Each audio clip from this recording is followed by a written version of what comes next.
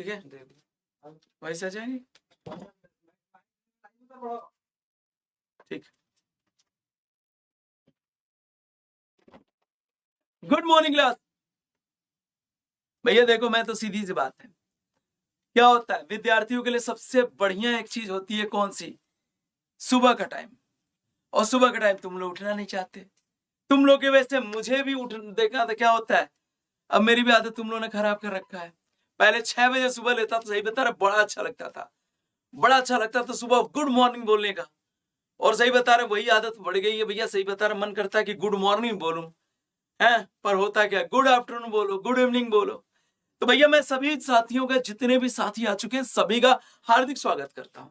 दूसरी बात, अब तो मैं चाहे चाहे वो दोपहर हो चाहे सुबह हो, गुड मॉर्निंग ही बोलूंगा। क्यों? मेरे बच्चे, विद्यार्थी कभी सोता ही नहीं। और जब विद्यार्थी कभी सोता नहीं तो भैया क्या है, सिंपल सी बात है, यदि विद्यार्थी आपका सोएगा नहीं तभी तो पढ़ेगा। तो विद्यार्थी के लिए कभी सोना मना है भाई। कब तक? जब तक यदि बात की जाए सिलेक्शन न हो जाए। ठीक है ना? तो जितने प्यारे साथी हैं जल्दी से आ जाइए और सेशन को एक बार लाइक और शेयर कर दीजिए, जिससे देखा था कि आप थोड़ा सा इवेंट बेहतरीन हो जाए और साथ में हम कुछ बेहतरीन कर सके। थोड़ा ये क्वेश्चन देखिए, 1 मिनट।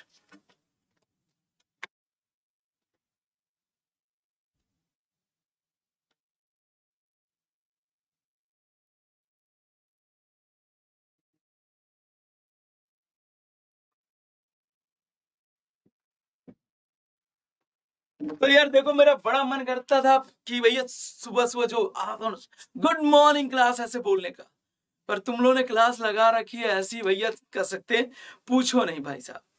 तो चलिए कोई बात नहीं, देखते हैं वो समय कब आता है कि तुम्हें गुड मॉर्निंग बोलूं। हैं, शाम को बोल दो गुड मॉर्निंग तो नाराज हो जाएंगे, अरे सर अभी तो देखो शाम हो गई, आप गुड मॉर्निंग चक्कर में पड़े हैं, दोपहर हो गई, देखो गुड मॉर्निंग के चक्कर में पड़े हैं। पर भैया सही बता रही, ये पता नहीं वर्ड मुझे क्यों एक एनर्जी देता है। और आप में से शायद कुछ बच्चे जो मुझसे पढ़े होंगे जानते होंगे, मैं सुबह 6 बजे क्लास लेता था, और यदि एग्जाम्स आ गए तो सुबह 4 बजे सुबह भी क्लास लिया है। अब वो आदतें जैसे भी छूटने के बाद थोड़ी सी अजीब महसूस होता, तो मन करता गुड मॉर्निंग बोलूं। चलो कोई बात नहीं, वो विश भी हो सकता है पूरी हो जाए। अभी के लिए मैं बस यही कहना चाहूंगा कि जितने साथी हैं जल्दी से आ जाइए, सेशन को लाइक और शेयर कर दीजिए। और मैं भाई सही बता रहा, एक पक्षपात नहीं करने वाला। नाम ले लो किसी का तो दूसरे कहते क्या, सर सिंपल सी बात है, आप मेरा नाम नहीं लेते तो भैया क्या करेंगे, इससे बेहतर है मैं अब किसी का नाम नहीं लूंगा। ठीक है, तो चलिए जितने भी साथी हैं जल्दी से आ जाइए कि सेशन को बेहतरीन तरीके से हम क्या करें, स्टार्ट कर सकें। ठीक है, और भैया केमिस्ट्री जो चल रही थी, हम सोचे कि भैया थोड़ा सा सब्जेक्ट आज चेंज कर दिया जाए। तो आज मैं ले आया हूं फिजिक्स के, क्योंकि आप क्वेश्चन ही देख के समझ गए होंगे क्वेश्चंस कौन है। तो भैया आज के क्वेश्चन है आपके फिजिक्स के, और देखो एकदम प्यारे प्यारे अच्छे वाले क्वेश्चन लाए हो अपने बच्चों के लिए। तो देखो मेरे बच्चे, यदि बात कीजिए अच्छे उत्सर्जक,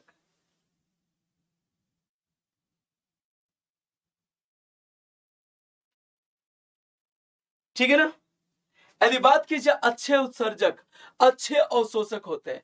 यह नियम किसका है? स्टेफेंस का है, बर्नौली का है, न्यूटन का है, किरचॉफ का।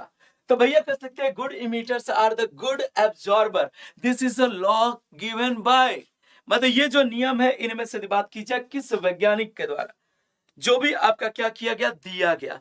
तो भैया जल्दी से बता दीजिए किस साइंटिस्ट या वैज्ञानिक के द्वारा दिया गया। बहुत ही कह सकते हैं इंपॉर्टेंट ये लॉज में से एक है। और याद रखिए कि जो मान लीजिए सिंपल सी बात आपको कहूं, जैसे ये मान लीजिए कह सकते हैं ब्लैक बॉडी है, मतलब ब्लैक बॉडी मतलब पूरी काली कर दी गई। ये क्या है? सिंपल सी बात है, एक ब्लैक बॉडी है। इस ब्लैक बॉडी पे जितने भी कह सकते हैं तरंग दैर्ध्य की,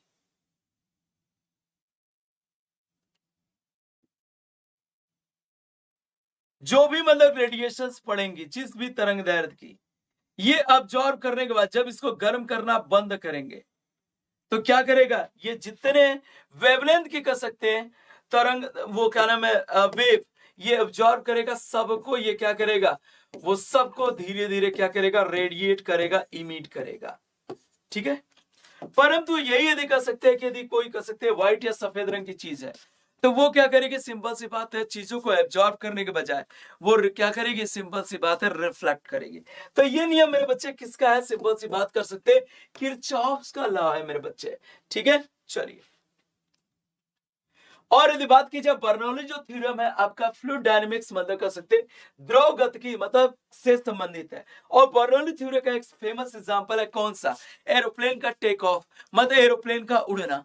दूसरा यदि बात की जाए न्यूटन लॉ, जानते ही हो कई हैं आपके, Newton first law, second law और क्रिया प्रतिक्रिया का नियम, जड़त्व का नियम। सेकेंड लॉ को कहते हैं लॉ ऑफ मोमेंटम, संवेग का नियम।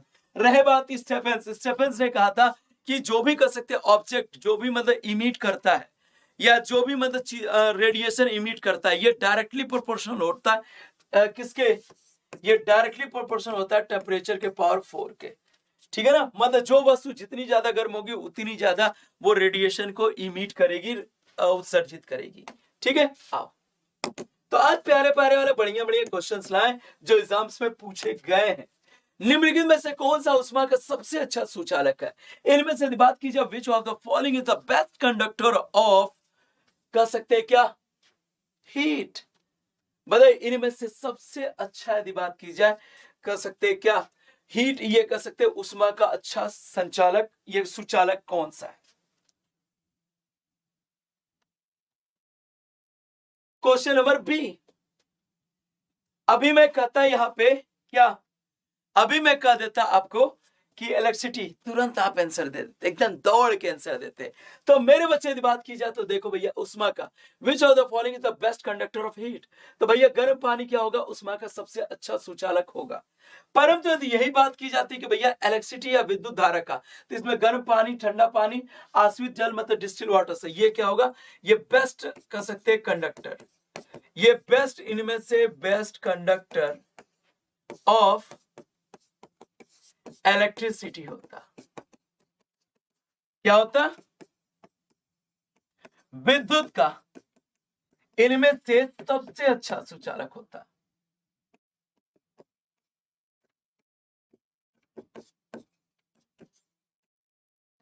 ठीक है, क्यों, क्योंकि इसमें देखो मेरे बच्चे होता है क्या, समुद्री जो जल होता है इसमें बेसिकली यदि बात की जाए तो NaCl ये बहुत अच्छी मात्रा में, ये समुद्री जल में जो NaCl होगा ये सोडियम आयन, और यदि बात की जाए क्लोराइड आयन में टूट चुका है, जिससे क्या होगा, इसमें इलेक्ट्रिसिटी या विद्युत धारा अच्छे से फ्लो करेगी।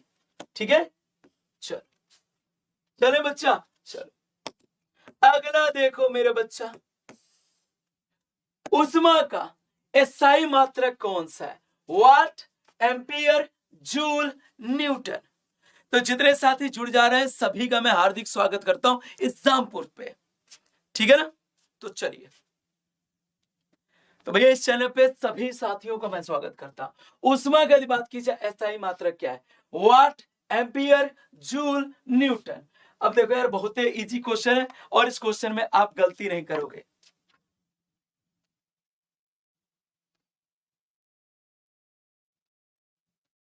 चैनल पे सभी साथी, चलिए जल्दी से आ जाइए। तो जो साथी अभी तक नहीं जुड़े भैया सेशन को थोड़ा लाइक और शेयर कर दो कि और साथी जुड़ जाए। ठीक है ना, और मेरे बच्चे यदि बात की जाए कि उष्मा के स्थायी मात्रक मेरे बच्चे क्या होगा, जूल होगा। न्यूटन को इसका होगा, न्यूटन मेरे बच्चे दो चीज का हो सकता है, एक कर सकते हैं वेट मतलब भार, इसकी भी यूनिट क्या होती है, न्यूटन होती है। दूसरा यदि मेरे बच्चे यदि बात करें तो फोर्स या बल की यूनिट भी न्यूटन होती है।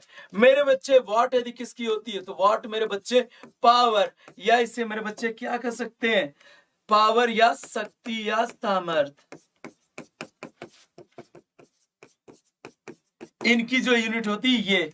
एम्पियर यदि बात की जाए तो मेरे बच्चे क्या होता है, इलेक्ट्रिसिटी मतलब कर सकते हैं वैद्युत धारा को इसमें मापा जाता है इस यूनिट में। ठीक है, तो आंसर मिल चुका है, ये आपका किसका होगा, उष्मा का। उष्मा का ही नहीं, यदि बात की जाए जो जूल यूनिट है ये उष्मा के अलावा मेरे बच्चे यदि बात कर सकते हैं एनर्जी मतलब ऊर्जा की भी यूनिट या इकाई है। इसके अलावा यदि बात करें तो मेरे बच्चे वर्क या कार्य की भी यूनिट क्या होती है, जूल होती है। तो कोई दिक्कत परेशानी किसी को, चले चलिए अगला मेरे बच्चे, प्रकाश के विकिरण की प्रकृति कैसी होती है, मतलब जो लाइट होता है इसका कह सकते हैं नेचर कैसा होता है। जो लाइट है मेरे बच्चे, इसका नेचर किस तरह का होगा, बताइए। जो लाइट है इसका नेचर कैसा होता है। पहला है ये तरंग के समान होती है, like wave, like particles, same as both and particles, मतलब कह सकते हैं तरंग और कण दोनों के समान। डी इनमें से बात कीजिए, नॉन ऑफ द अबव। बताइए लाइट की नेचर कैसा होता है मेरे बच्चे, सोचिए, विचारिए, समझाइए। तो मेरे बच्चे यदि बात की जाए तो मेरे क्या कर सकते हैं, लाइट आपके यदि बात कर सकते हैं ड्यूअल नेचर शो करता है। और लाइट ही क्यों, इस प्रकृति में जितनी भी चीजें हैं ये मेरे बच्चे यदि बात कर सकते हैं द्वैत प्रकृति की हैं। द्वैत मतलब एक ही जीव में दो अलग अलग लक्षण पाए जाना, ये द्वैत की प्रकृति है, ठीक है ना। सॉरी। तो लाइट मेरे बच्चे वेव या तरंग की तरह काम करती है, और दूसरा कह सकते हैं कण की तरह। कण की तरह मतलब कैसे पता चला, तो इसके लिए एक एक्सपेरिमेंट किया था, किसने, तो मेरे बच्चे कई लोगों ने एक्सपेरिमेंट किया था जिसका नाम है फोटो इलेक्ट्रिक इफेक्ट। इसका हो जाएगा फोटो इलेक्ट्रिक इफेक्ट। इससे पता चलता है क्या,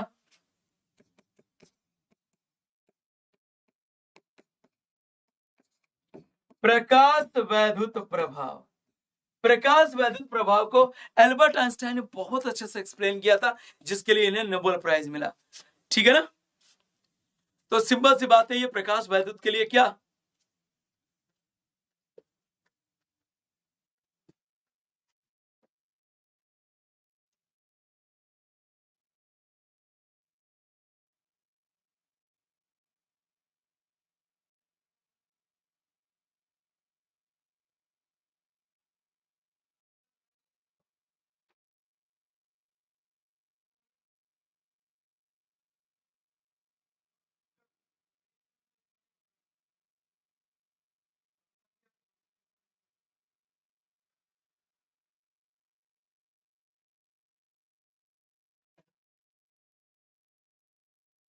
दो का नहीं एक का, अच्छा इसमें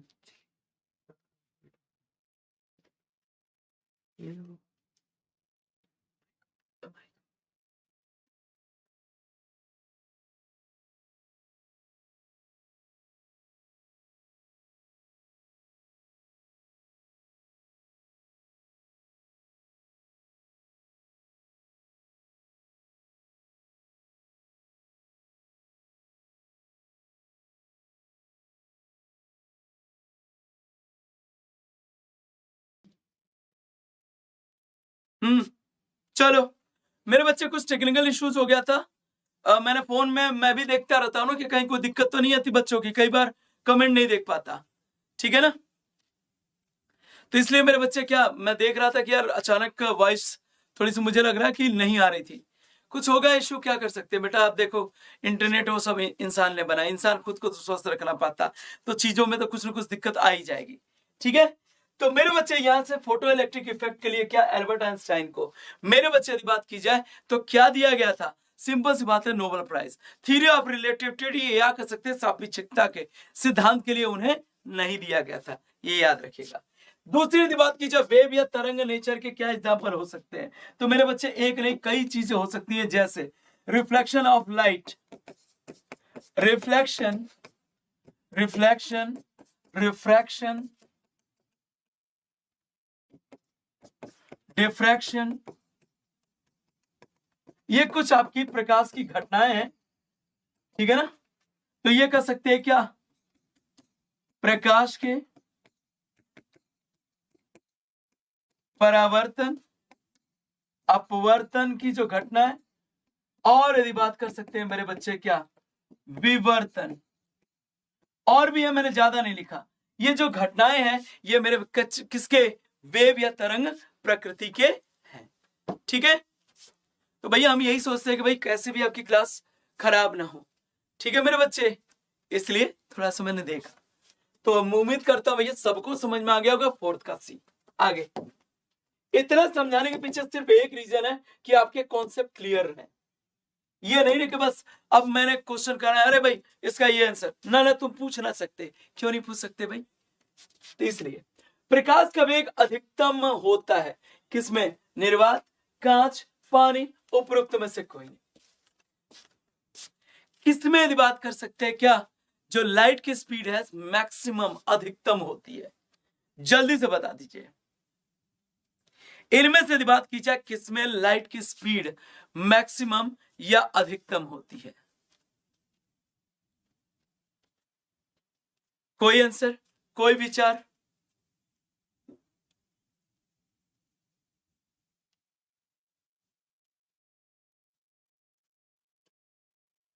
बताइए। तो मेरे बच्चे याद रखिएगा, जो मीडियम में जितना ज्यादा, जो मीडियम यदि बात की जाए जितना ज्यादा आपका क्या होगा, मतलब वो कह सकते हैं विरल होगा, या जो माध्यम जितना ज्यादा कर सकते हैं कि उसमें यदि बात की जाए कोई भी मतलब गैस मॉलिक्यूल कुछ भी नहीं होगा, वो मीडियम उतना ही ज्यादा क्या होगा, उसमें प्रकाश के वेग ज्यादा।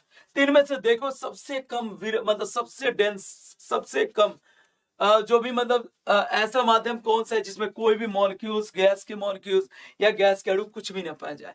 तो देखो सबसे सघन माध्यम कौन सा? कांच। तो यदि बात की जाए स्पीड ऑफ लाइट, मेरे बच्चे ग्लास में सबसे कम, इसके बाद किसमें कम होगी? पानी में।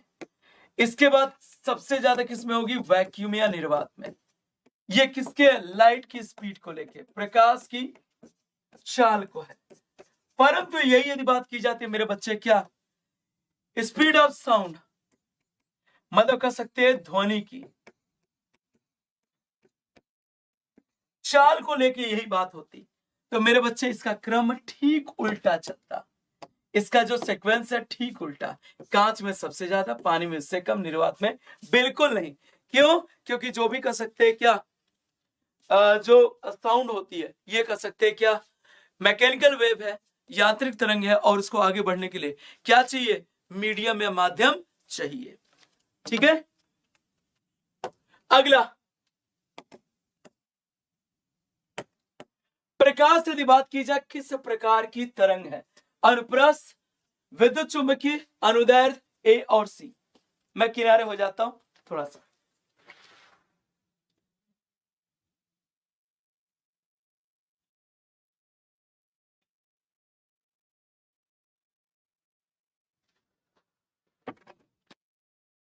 चलिए, लाइट यदि बात की जाए किस तरह की जो भी वेव या तरंग है, तो देखो मेरे बच्चे यदि बात की जाए लाइट को, सबसे पहली बात तो लाइट को आगे बढ़ने के लिए मीडियम चाहिए नहीं। और ऐसी कौन सी वेव है जिससे आगे बढ़ने के लिए या कहीं पे जाने के लिए मीडियम या माध्यम नहीं चाहिए? वो वैक्यूम या निर्वात में भी जा सकती हैं। तो मेरे बच्चे यदि बात की जाती है क्या हो सकता है? विद्युत चुंबकीय तरंग की तरह काम करेगी। कौन? लाइट या प्रकाश। दूसरा यदि बात की जाए तो लाइट जो होती है ये कह सकते हैं एक और वेव में काउंट होती है, अनुप्रस्थ तरंग। तो यहां पे यदि बात की जाए ए और सी है, तो देखिए यहां पे कौन सा? डी ऑप्शन सबसे बेटर आपका आंसर होगा।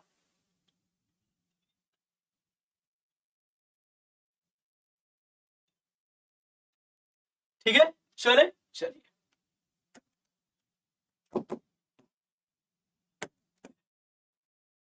आगे। माध्यम में तापमान में वृद्धि के साथ प्रकाश की गति क्या होती है? ठीक है, यदि कोई मीडियम का टेम्परेचर या ताप बढ़ाया जाए, तो ये बताइए मेरे बच्चे, यदि मीडियम का टेम्परेचर या ताप यदि हम बढ़ाते हैं, तो मेरे बच्चे ये बताइए कि स्पीड ऑफ लाइट, प्रकाश की चाल पे क्या असर होगा? प्रकाश की चाल बढ़ेगी या घटेगी? यदि मीडियम का टेम्परेचर या ताप बढ़ाएंगे तो लाइट की स्पीड या प्रकाश की चाल बढ़ेगी या घटेगी? तो मैं बता देना चाहता हूं मेरे बच्चे, क्या सर्दियों में प्रकाश धीमे आता है क्या, या धीमे चलता है क्या, या कह सकते गर्मियों में एकदम सुपर फास्ट स्पीड से भेजते हुए निकल जाता है क्या आपको? तो बिल्कुल नहीं मेरे बच्चे। लाइट की स्पीड टेम्परेचर पे, टेम्परेचर से इसका कुछ भी लेना देना। गलती से भी मत कहना कि लाइट के स्पीड पे टेम्परेचर का इफेक्ट है। हाँ, यदि स्पीड ऑफ साउंड होती ध्वनि की चाल, तो भैया टेम्परेचर का इफेक्ट होगा। क्यों? यदि मीडियम का कह सकते हैं टेम्परेचर, जैसे आपके वातावरण का टेम्परेचर हाई है, चारों तरफ से पानी वेपर या वाष्प बन के ऊपर उठ रहा है, तो इससे क्या हो गया? एनवायरमेंट में कह सकते हैं नमी की मात्रा बढ़ेगी, और नम वायु में आपको पता है स्पीड ऑफ साउंड, ध्वनि की चाल ज्यादा होती है। तो भैया याद रखना, ध्वनि की चाल पे टेम्परेचर या ताप का असर पड़ता है, पर लाइट से नहीं पड़ता। लाइट पे टेम्परेचर का कोई मतलब नहीं। अगला, प्रकाश की यदि बात की जाए, गति कितनी होती है? भैया इस क्वेश्चन पे मैं रुकूंगा नहीं, तो मेरे प्रकाश की गति होती है 3 × 10 पावर इतना। और इसको सबसे पहले बताया किसने था? रोमर नाम के साइंटिस्ट ने लाइट की स्पीड या प्रकाश की चाल की गणना की थी। चले चलिए,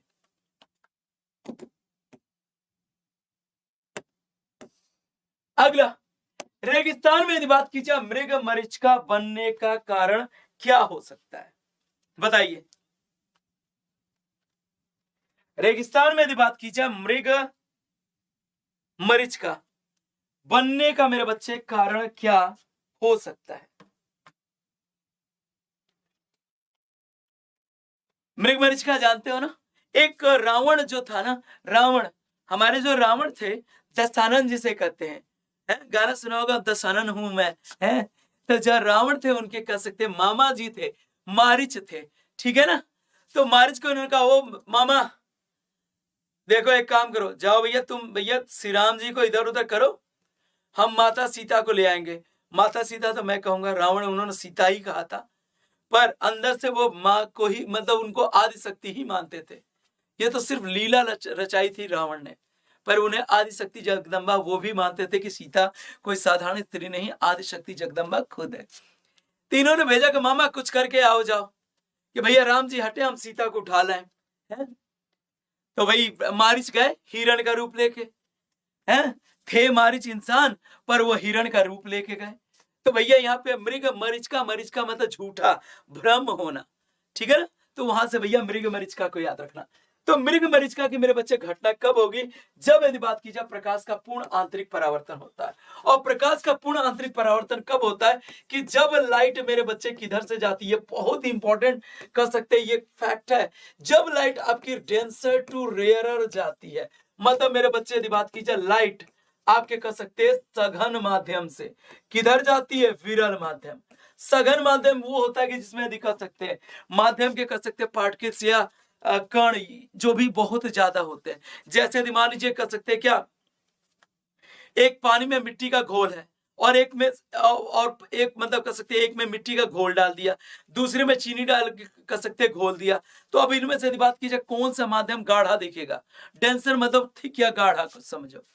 तो मेरे बच्चे देखो भैया, लाइट यदि सघन से विरल जाएगी, तभी ये घटना हो सकती है।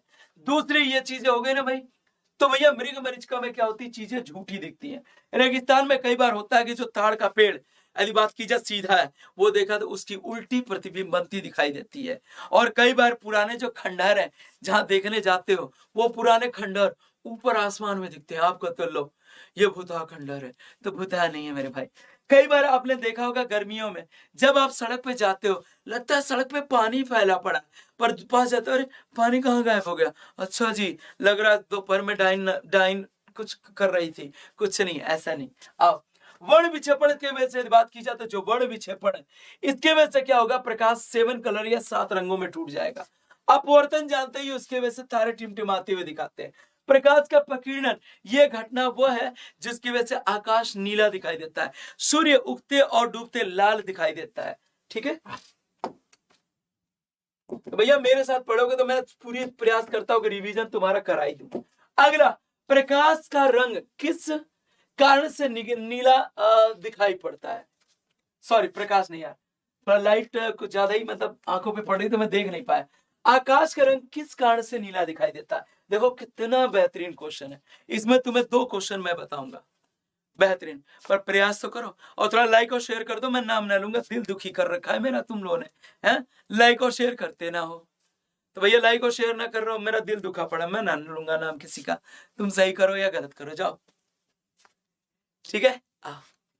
तो मेरे बच्चे की बात की जाए, आकाश का रंग जो नीला होता है, ये किसके वजह से होता है? मेरे बच्चे, प्रकाश के प्रकीर्णन की घटना की वजह से। यही नहीं, प्रकाश की प्रकीर्णन की घटना की वजह से समुद्र का रंग भी, पानी का रंग भी नीला होता है, ठीक है ना? तो ये है ना। और तुमने गाना तो सुना हो, आज पानी है नीला, नहीं वो ब्लू है ब्लू, हाँ, ऐसे कुछ गाना सुना होगा ना, तुम लोग बहुत सुनते हो। दूसरी बात है, प्रकाश के प्रकीर्णन की घटना के लिए मेरे बच्चे एक चीज की जरूरत होती है, क्या? एटमॉस्फियर। एटमॉस्फियर या किसकी? वायुमंडल की। ठीक है ना? अब यदि बात की जाए, यही यदि आकाश यदि बात की जाए, ये कह सकते हैं आकाश यदि बात की जाए किसकी? अंतरिक्ष यात्री। अंतरिक्ष यात्री को कैसा दिखाई देगा? तो यही आकाश यदि बात की जाए अंतरिक्ष यात्री को काला दिखाई देगा, क्योंकि स्पेस या अंतरिक्ष में क्या है? निर्वात है, कोई गैसें है ही नहीं है। तो भैया अंतरिक्ष में क्या? निर्वात है, इसलिए अंतरिक्ष यात्री को कैसा दिखाई देगा? अंतरिक्ष यात्री को बात की जाए तो आकाश काला दिखाई देगा।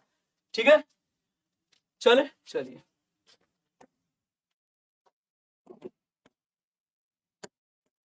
अगला, वायुमंडल में प्रकाश के विसरण का कारण क्या है? यहाँ पे विसरण के बजाय मेरे बच्चे यदि बात की, चलो विसरण फैलना, विसरण कह लो, या मेरे बच्चे कह सकते हो प्रकीर्णन कह लो, या मेरे बच्चे कह सकते हो बिखराव। बिखराव, इसका कारण क्या हो सकता है? जल्दी से बताइए। वायुमंडल में प्रकाश के बिखराव का कारण क्या हो सकता है? यह प्रकाश क्यों फैलता है? तो मेरे बच्चे देखो भाई, हमारे वायुमंडल में क्या होते हैं? आपकी यदि बात की जाए, धूल के कण हैं, और ये धूल के कण मेरे बच्चे देखो कई साइज के हैं। एक मान लो धूल का कण इतना बड़ा, दूसरा इतना छोटा, ये इतना छोटा, एक इतना छोटा, और ये भी हो सकता है कुछ धूल के कण ये बड़े साइज के होंगे। ये क्या होंगे? बड़े साइज के होंगे। ठीक है, तो अलग अलग यदि बात कर सकते हैं आकार के धूल के कण। अब ये जो धूल के कण है मेरे बच्चे, इस पे क्या होती है? सिंपल सी बात है, जो लाइट पड़ती है, ये क्या करते हैं? जो भी लाइट जिधर से ही पड़ी, ये उधर उसको क्या करते हैं? इससे लाइट टकरा के ये उधर उधर इन्वायरमेंट में क्या होती है? फैल जाती है। ठीक है ना?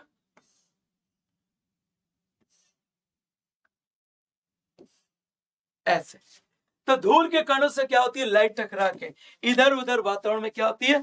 फैलती है।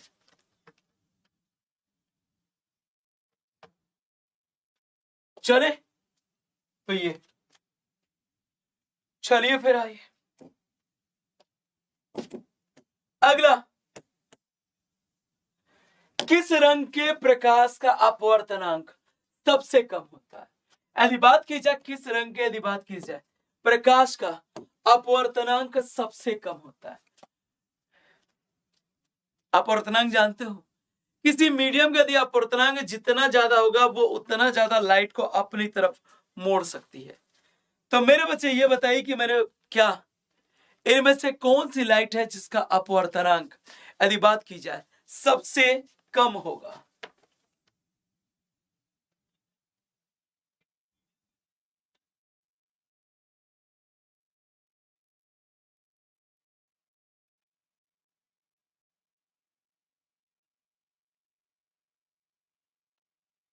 Question number 12।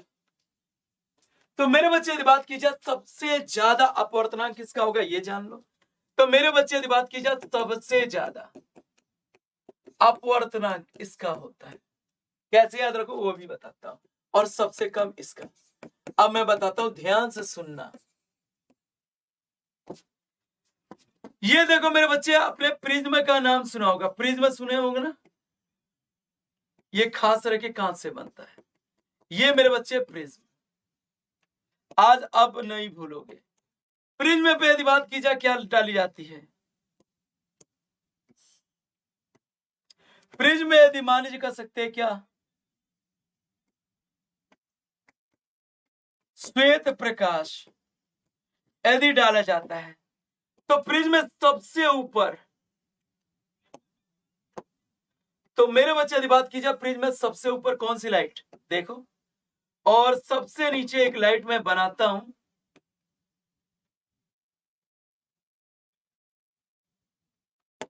और सबसे नीचे लाइट एक ऐसे होती है। तो ठीक है ना?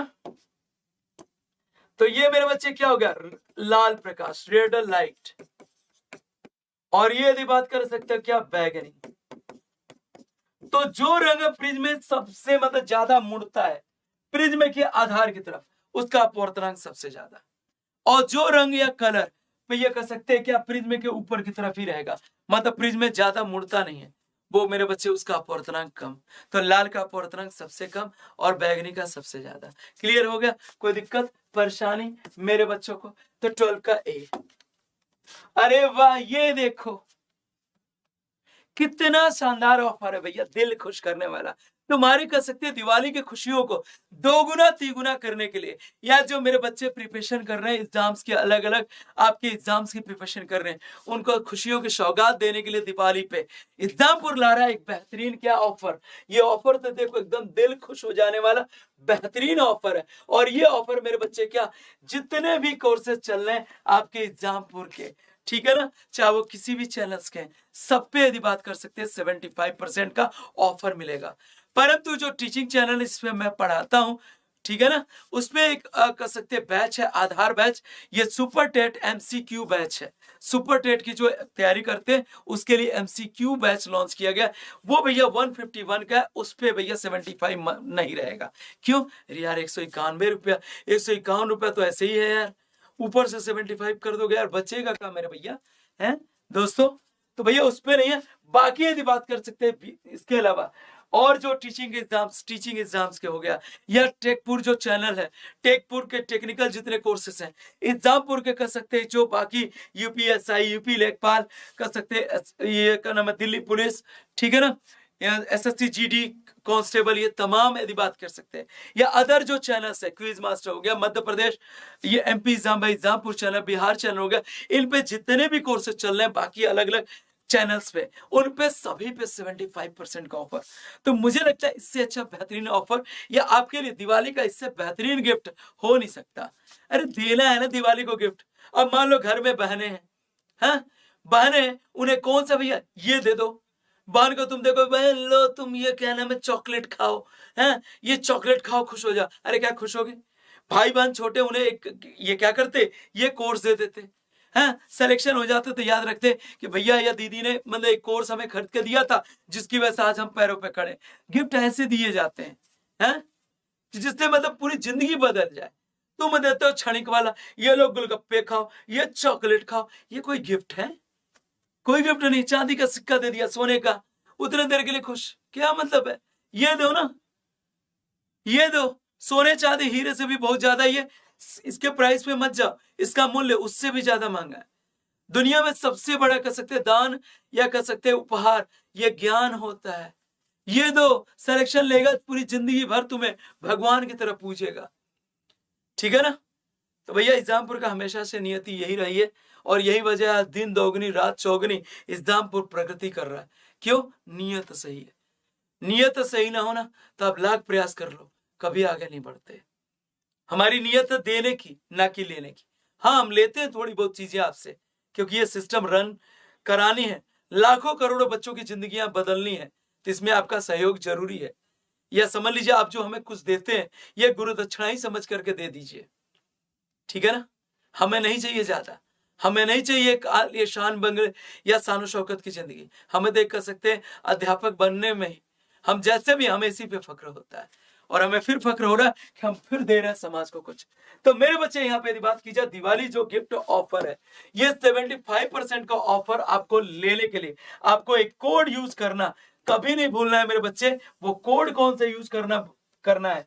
दिवाली 75 आपको कोड आपको यूज करना है। कब? सबसे पहले तो एक काम कीजिए, एग्जामपुर ऑफिशियल ऐप डाउनलोड कीजिए, क्योंकि बिना इसके कोई ऑफर, कोई कोर्स कुछ नहीं ले पाएंगे। तो पहले एग्जामपुर ऑफिशियल क्या कीजिए, ऐप डाउनलोड कीजिए, और उसके बाद जाके जो भी कोर्स चाहिए पेड कोर्स में सेलेक्ट कर लीजिए। सेलेक्ट करने के बाद जब पेमेंट की बारी आई तो मेरे दोस्त दिवाली 75 क्या कर लिए, कोड अप्लाई कर दिए, तुरंत जितना पैसा है उस कोर्स का जो भी प्राइस है 75% लेस हो जाएगा, और तुरंत प्रोसीड कीजिए, परचेज कर लीजिए, और फिर मस्ती से अपने सपनों को पूरा कीजिए। तो परंतु ये एक चीज और देख लो, ये कह सकते हैं ऑफर मात्र 27 अक्टूबर तक है। 27 अक्टूबर के बाद सिर्फ पछताना है, ठीक है।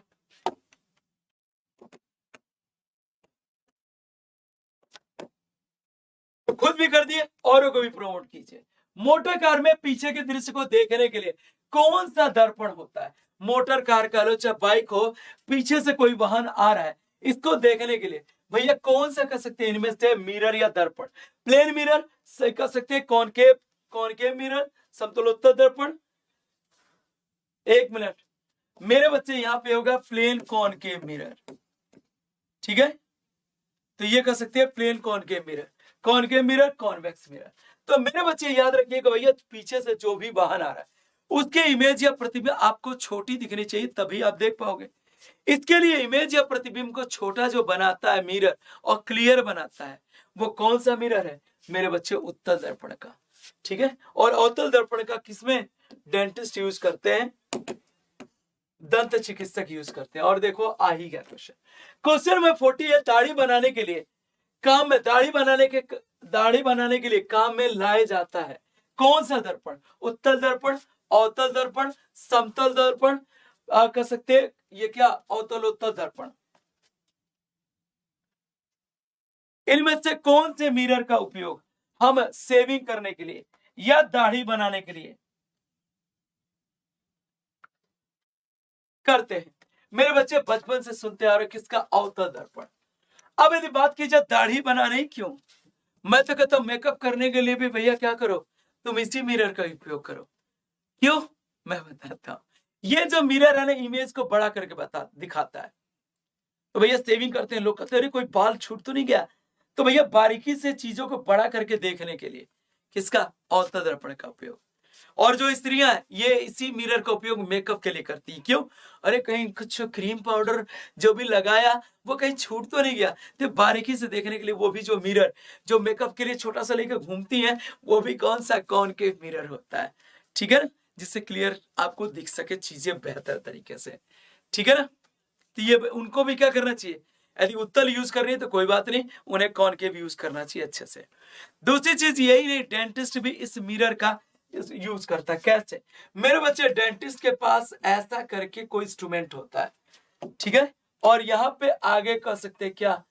कॉनकेव मिरर लगा होता है, जिससे वो क्या करता है? आपके दांतों को देख पाता है कि दांतों में सड़न कैसी है, क्या है, ठीक है? साथ में डेंटिस्ट ही क्यों, मेरे बच्चे यदि बात की जाए ईएनटी डॉक्टर, कौन से?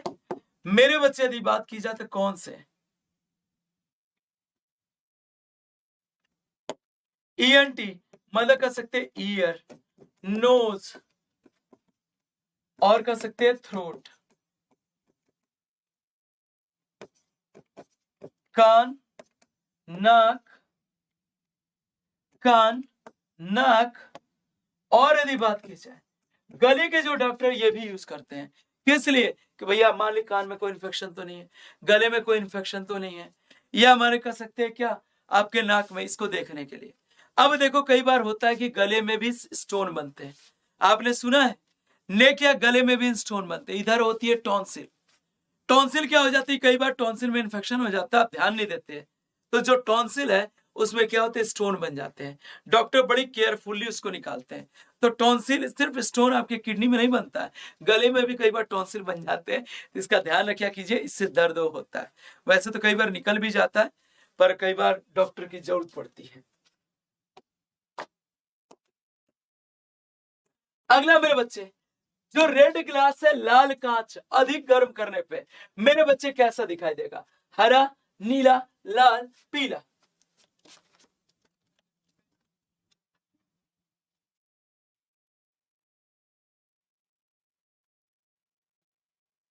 बताइए।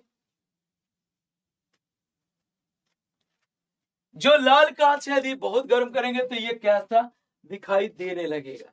तो मेरे बच्चे जो लाल कांच है बहुत ज्यादा गर्म करने पे ये ग्रीन या कह सकते हैं क्या? हरा दिखाई देगा, ठीक है? चले चलिए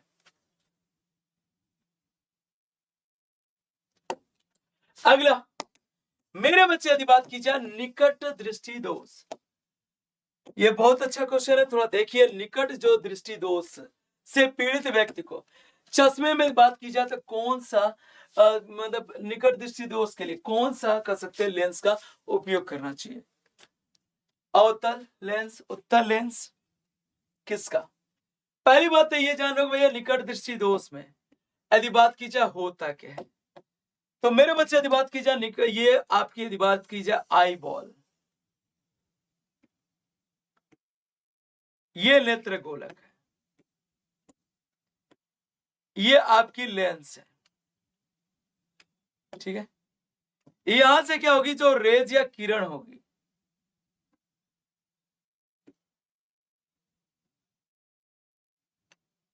ये देख रहे हैं, ये जो रेज या किरण होगी मेरे बच्चे,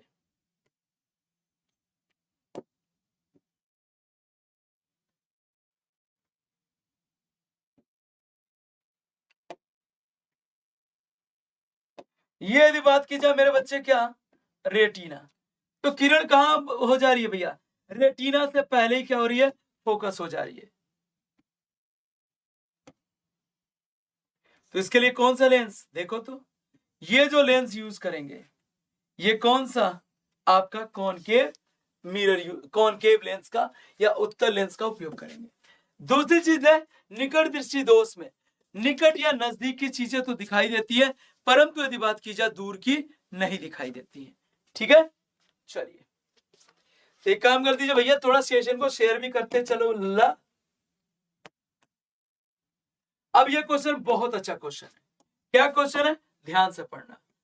दो आपके कह सकते हैं प्लेन मिरर जो है, ये क्या हो गया, मिरर इधर पॉलिश कर दी गई, दो आपके कह सकते हैं जो प्लेन मिरर है मेरे बच्चे एक दूसरे से 60 डिग्री एंगल पे यदि जुड़े हुए हैं, तो मेरे बच्चे नंबर ऑफ इमेजेस या कह सकते हैं कितने इमेज या प्रतिबिंब का जो भी कह सकते हैं निर्माण होगा।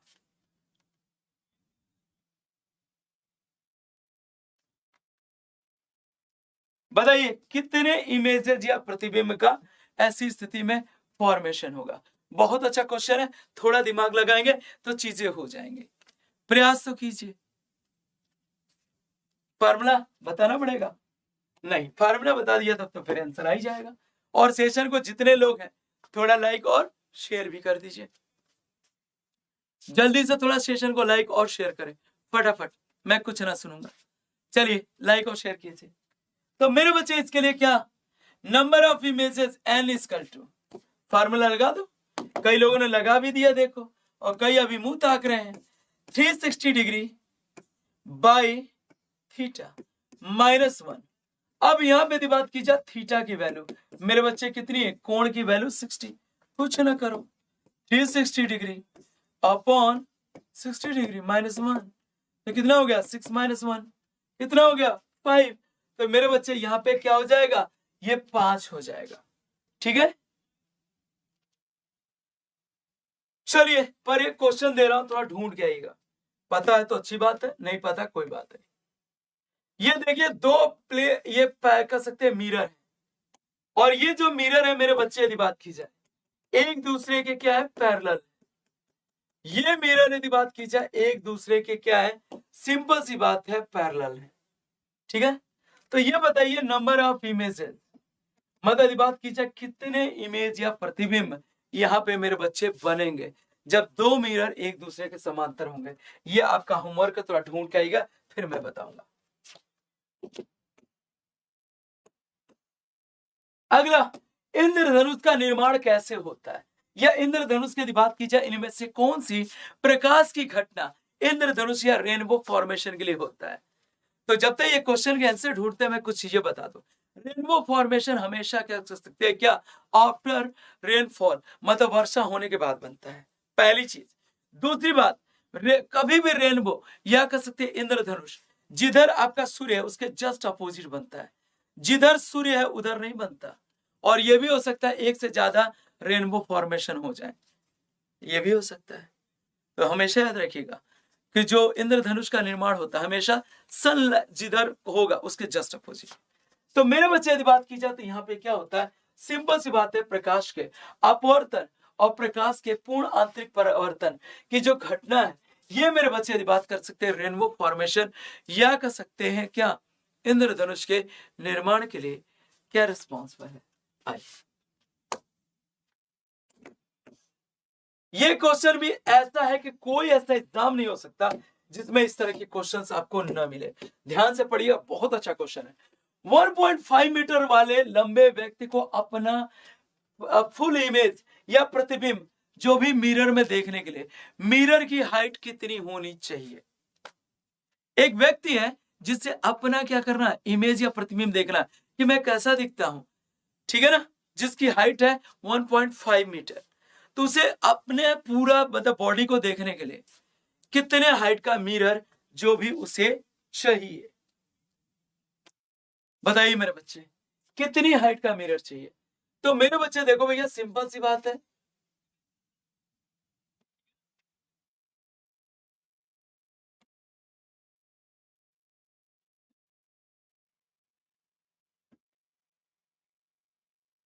ये मान लो भैया छगन राम है, ये कौन है? छगन राम है, ये इसके बाल है, खाता पीता नहीं है, बस बाल ही संवारता है, ये इसके बाल हो गए छगन राम के, ठीक है। बाल आज कंघी नहीं किया बेचारा, इसलिए बाल उसके आज क्या उलझे उलझे हो गए, छगन राम है। तो भैया छगन राम को अपनी हाइट का, मेरे यदि बात की जाए तो ऐड कर सकते हैं क्या, जो भी छगन राम की हाइट है, ठीक है ना, ये मान लीजिए छगन राम है, इस हाइट का यदि बात की जाए तो लगभग कितना, आधा का क्या होना चाहिए, उससे मिरर यूज यदि करेगा तो वो अपनी फुल इमेज देख सकता है, मतलब 0.75, ठीक है। चले,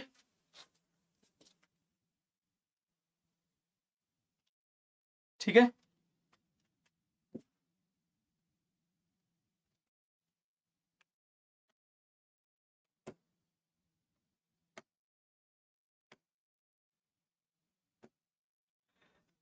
और देखो भैया, एक बार कई बच्चे लास्ट में देखते ही नहीं है, मतलब भूल जाते हैं और बाद में कहते हैं सर ऑफर नहीं बताए। तो मेरे बच्चे एक खास चीज आपको बता देना चाहता हूँ कि जिन बच्चों ने अभी तक यदि बात की जाए अपने मोबाइल में एग्जामपुर ऑफिशियल ऐप डाउनलोड नहीं किया, मेरे बच्चे कह रहा हूँ, बार बार यदि कह रहा हूँ, तो मान जाइए सचमुच आपके लिए सचमुच कुछ उसमें खास है, तभी करता हूँ। तो भैया प्ले स्टोर पर जाइए, पहला स्टेप। दूसरा, प्ले स्टोर पर जाके एग्जामपुर ऑफिशियल ऐप सर्च कीजिए, मिलने के बाद इंस्टॉल कीजिए, ओपन कीजिए, लेट्स रजिस्ट्रेशन, मतलब यहाँ पे पंजीकरण के लिए प्रोसीड कीजिए, और रजिस्ट्रेशन में क्या कीजिए, वो सारी डिटेल्स जो मांगे जाते हैं, जैसे आपका नाम, date of birth, mobile number, father's name, mother's name, जो भी है, सारी चीजें क्या कर दिए, फिल कर दीजिए। इसके बाद आपका क्या हो सकता है, इसके बाद यदि बात की जाए तो एग्जामपुर ऑफिशियल ऐप क्या हो जाएगा, सिंपल सी बात है, आपके स्क्रीन पे खुल जाएगा। इसमें खास क्या है, तो भैया देखो, स्टूडेंट के लिए सबसे खास होता है क्या, प्रिपरेशन के बाद यदि बात की जाए सबसे खास है कि भैया जॉब वैकेंसी आएंगी कब, क्योंकि भैया हम प्रिपरेशन तो कर रहे हैं, जॉब वैकेंसी की भी तो पता चले। कई बार जॉब वैकेंसी का पता ही नहीं चला, निकल गई भाई साहब, लो बहुत दिक्कत। तो भैया जॉब अलर्ट सेक्शन है, जिसमें क्या होती है, जितने भी आपके कर सकते हैं जॉब मतलब आ रही है एग्जाम्स, उसकी नोटिफिकेशन कब आएगी, क्या रिक्वायरमेंट है, कितनी सीटें हैं, कब एडमिट कार्ड आएगा, क्या क्या मतलब कर सकते हैं, एडमिट कार्ड डाउनलोड नहीं होता तो क्या करना है, ठीक है ना, रिजल्ट्स कब आएगा, ठीक है, यदि कॉलेज में एडमिशन लेना है तो उसके लिए क्या रिक्वायरमेंट, सारी चीजें यहाँ पे आपको A to Z मिलने में है ना, कितनी बेहतरीन चीज। दूसरी यदि बात की जाए, जो भी कोर्स आप परचेज करते हो, जितने भी डिस्काउंट में, हमें ये नहीं कि आप डिस्काउंट दे दिया तो चीजें कम कर दें, नहीं, जितने भी डिस्काउंट में लेते हो तो सारे कर सकते हैं जो कोर्सेज है, ये वेल स्ट्रक्चर्ड प्लान कोर्स है।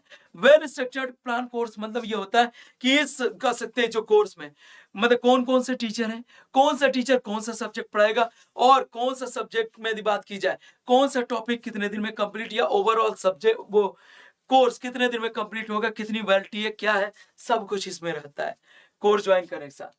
दूसरा, फ्री पीडीएफ, यदि बात की जाए तो मेरे बच्चे जितने भी कर सकते हैं क्लासेस होती हैं उनकी पीडीएफ तो मिलते ही है पेड कोर्स में। इसके अलावा आपके और भी पीडीएफ्स अलग अलग टीचर अलग अलग सब्जेक्ट्स के भी यहाँ पे अवेलेबल है। दूसरा, अनलिमिटेड क्यूज, कई बच्चों को होता है सर कितना अच्छा होता है ना, जितने क्वेश्चन सॉल्व करे थोड़े और कर लेते, थोड़ा और कर लेते, और प्रैक्टिस कर लेते, कुछ और बेहतरीन कर लेते। तो भैया उस सपने को पूरा करने के लिए हमने कर दे रखा अनलिमिटेड क्यूज, आपको एसएस दे रखा, लगाओ सॉल्व करो फ्री ऑफ कॉस्ट, ठीक है ना, ये सब फ्री ऑफ कॉस्ट ही बता रहा हूँ। इसके बाद फ्री आपके प्रीवियस ईयर जो भी सॉल्व पेपर, अब भाई जो एग्जाम्स दे रहे हैं, हाँ, आपके पास टाइम ही नहीं मिला कि जाके जो भी सॉल्व पेपर प्रीवियस ईयर का ले आए, तो भैया तब तक यहाँ देख लो, यहाँ भी देख सकते हो अलग अलग एग्जाम्स, चाहे वो स्टेट बोर्ड्स का हो चाहे नेशनल लेवल का हो, जितने भी हैं सबके मिल जाएंगे यहाँ पे सॉल्व। इसके बाद बात कीजिए ऑल इंडिया स्कॉलरशिप टेस्ट।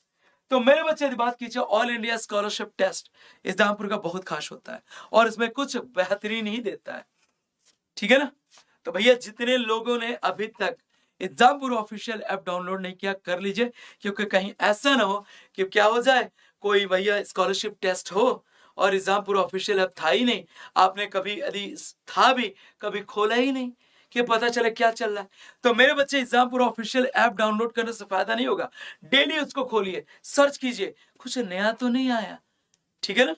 तो भैया ये काम कीजिए, दूसरों को भी बोलिए ये डाउनलोड कर लो यार, सब फ्री में है, यहाँ पे सब फ्री में मिल रहा है बच्चों को। तो भैया खुद भी डाउनलोड कीजिए, दूसरों को भी कराइए। और चलिए अभी सेशन खत्म नहीं हुआ, हम अपने क्वेश्चंस पे चलते हैं।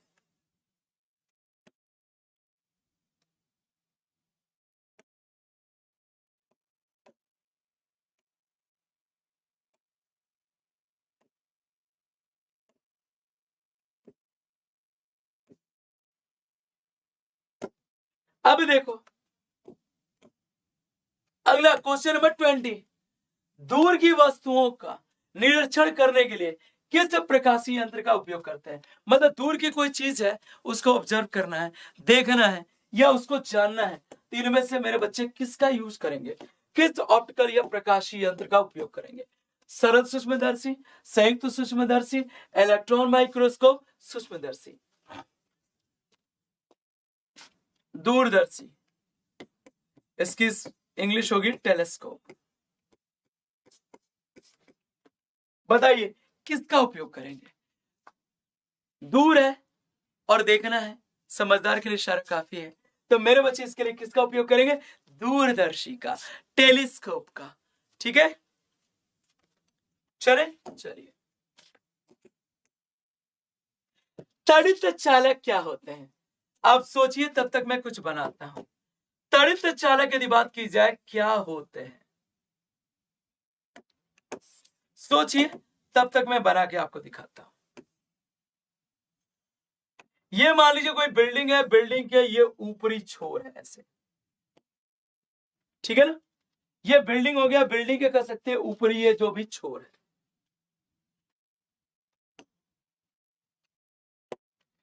तो भैया यहां पे क्या की जाती है, सिंपल सी ऐसे रॉड या ऐसा कुछ लगा होता है, ठीक है ना, जिससे ये बनाए जाते हैं।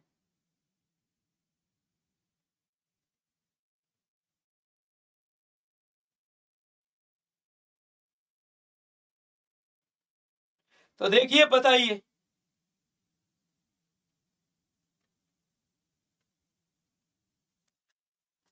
इसका काम क्या होता है, बताता हूं, पहले आंसर तो बताइए। तड़ित चालक इनमें से किस मेटल या यदि बात की जाए धातु के बनाए जाते हैं।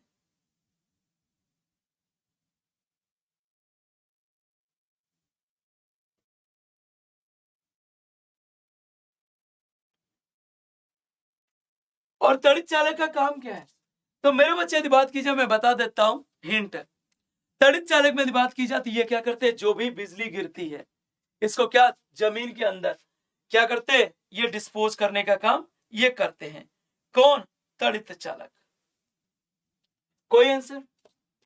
तो मेरे बच्चे की बात की जाए लोहे के, एल्युमिनियम के, इस्पात के, किसके बनाए जाएंगे। अभी तक आंसर नहीं आया।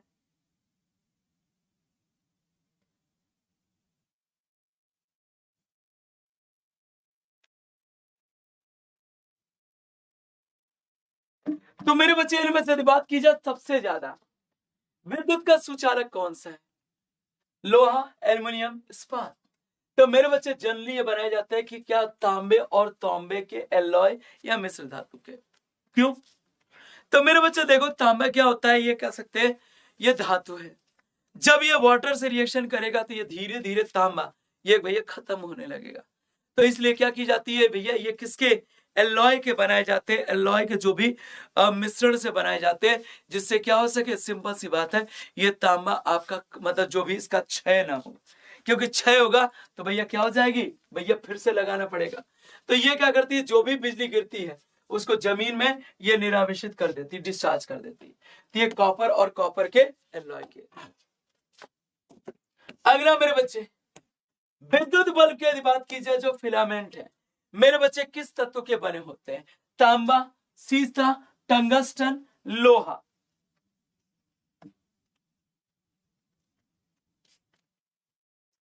तो विद्युत बल्ब के जो कर सकते हैं क्या, फिलामेंट।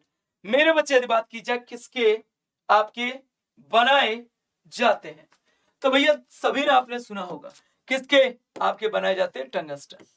और टंगस्टन का सिंबल ये 3000 से भी ज्यादा डिग्री सेल्सियस तक गर्म होने के बाद जलता नहीं, इसलिए इसके बनाए जाते हैं, बाकी किसी और के नहीं।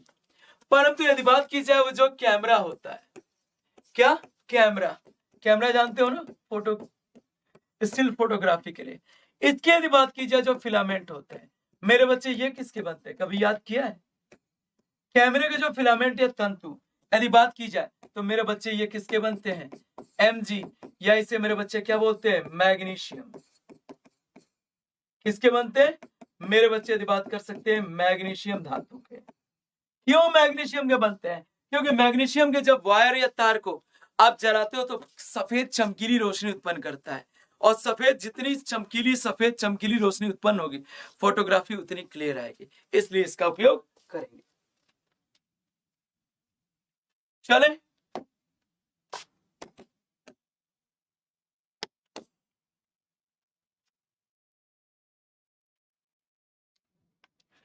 ठीक है मेरे बच्चों। चलिए, निम्नलिखित में से कौन सा पदार्थ विद्युत का सबसे अच्छा चालक है, इनमें से कौन सा पदार्थ सबसे अच्छा चालक है, देखिए थोड़ा।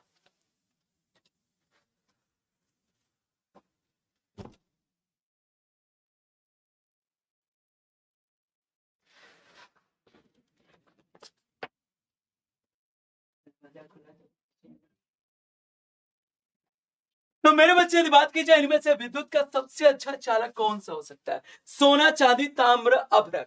तो ये मेरे बच्चे आप सभी के लिए क्या मैं होमवर्क दे रहा हूं। और दूसरी चीज है, कल फिर मिलेगा बेहतरीन सेशन में बेहतरीन क्वेश्चंस के साथ। तब तक के लिए सेशन को क्या कर दिया, लाइक और शेयर करना बिल्कुल नहीं, प्लीज लाइक और शेयर जरूर किया कीजिए। दूसरा सेशन अच्छा लगा या बुरा लगा जरूर बताया कीजिए। तो आज के सेशन को मेरे बच्चे यहीं पे हम खत्म करते हैं। जय हिंद, जय भारत।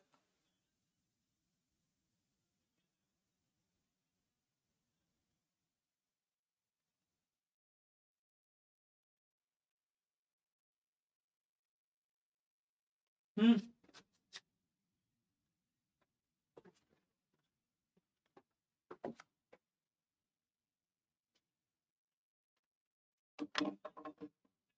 माइक बंद कर दो।